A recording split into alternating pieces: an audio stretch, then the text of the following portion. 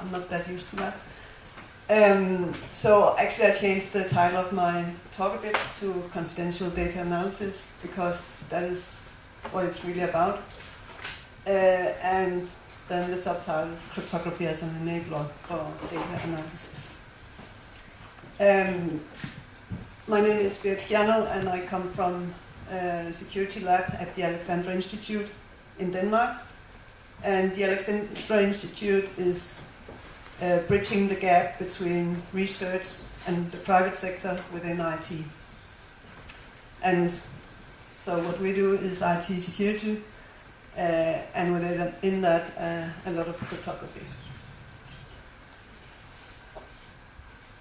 So what I'm going to talk about today is a technique called multiparty computation, and see how that works in a MyData setting. So the examples I will give are not about MyData, because we don't really have that much MyData that we can do things with yet. But it will be possible to do some of these things with MyData. So let's have a look at how to get data into play. So what we could think of in the terms that we normally use is that we could take our data, our retail data, our health data, and maybe some data that we have aggregated ourselves, our sleep data, that we meditate might have an importance, something like that. And we can send it anonymized to a researcher who can do statistics on it. That's one scenario.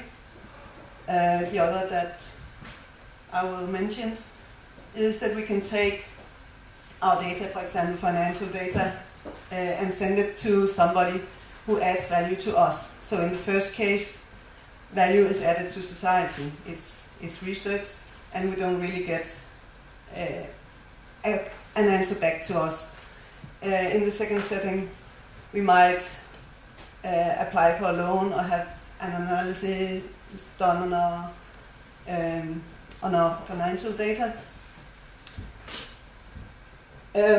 But if we add the data of more people, we will have the chance to compare. But do I, as individual, want to give my data to some party that I might trust?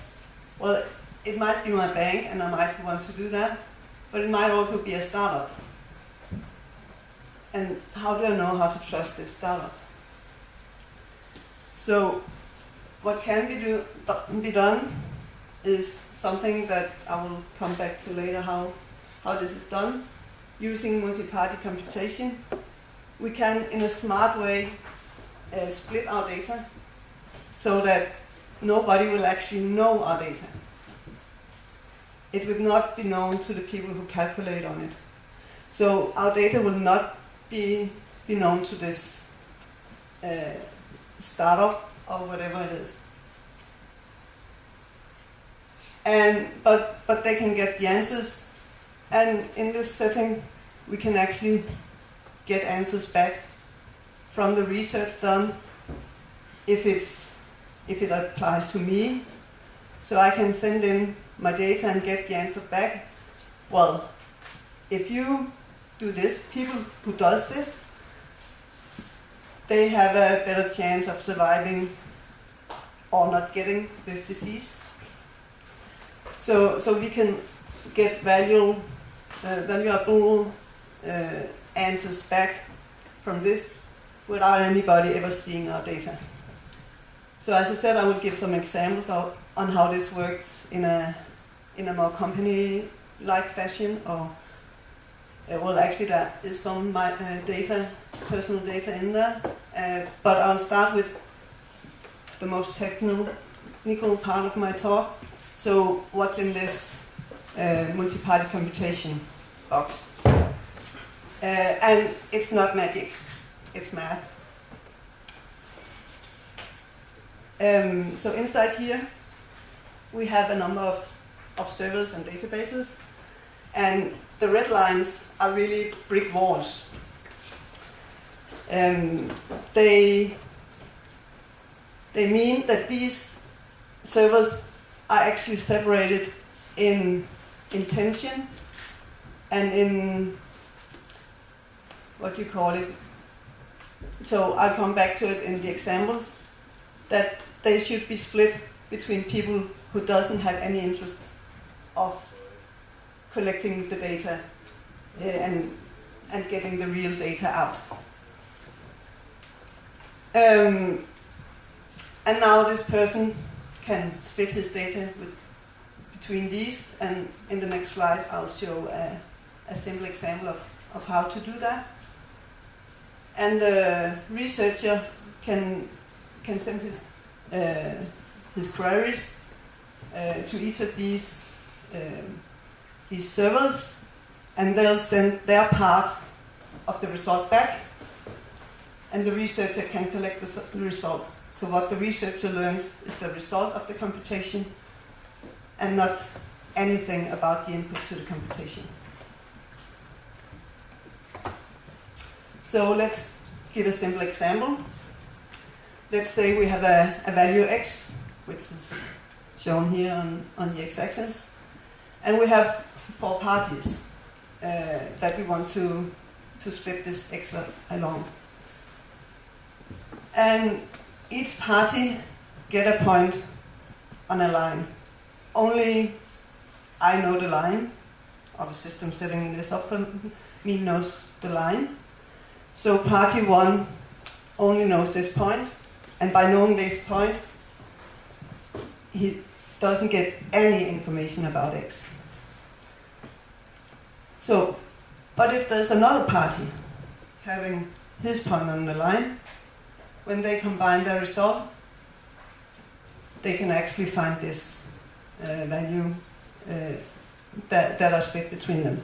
So in this case, we have 4 parties, and if any of 2 of them agree on revealing this value, they can do it.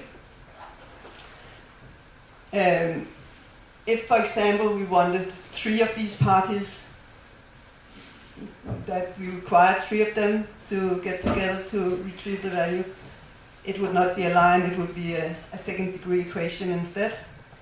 And, well, with higher numbers here, we get more complex calculations and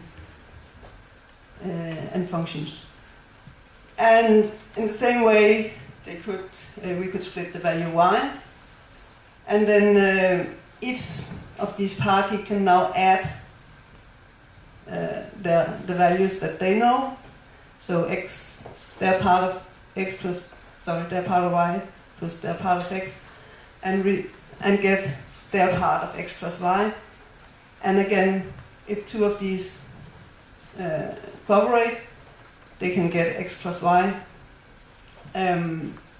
but they don't individually know x plus y, and they can reveal this value, which has been, if they agree to reveal this value. So they don't reveal x, they don't reveal y, they just reveal x plus y. So that was the very simplest example. And now I won't talk any more technical stuff. I'll give some examples of this that has actually been done in the real world. So the first example I give is a statistical study. It's about students in Estonia. So the question was, is there correlation between students failing to graduate and students working while studying? The idea that to investigate this was to take a look at their tax records and their educational records. Of course, this is very sensitive data, so there are laws that forbids to take these data together. But by splitting them, and now we see the importance of choosing these entities in a smart manner. By splitting them, it was allowed to be done. This is something that is done by Cybernetica, so I have no, it's not my work. But in this case, it's split so that we have the Information System Authority of Estonia, which holds the education records. We have the, well, I won't say that, but that's the tax ministry of Estonia, who has the tax records, and then the company building the solution. So these three entities have different, well, they don't have an incentive to cooperate about getting the data out. Especially these wants to show their business. And you could say that these might work together if you got another political system or another government. So you have to choose wisely how to who should control these servers. And now the researcher can ask the question, is there a correlation between students failing to graduate and students working during studies? And I don't know the answer, but there was an answer, and it took 16 days to compute, so this is not a fast thing. Another one is a Danish example, which is only in a prototype yet.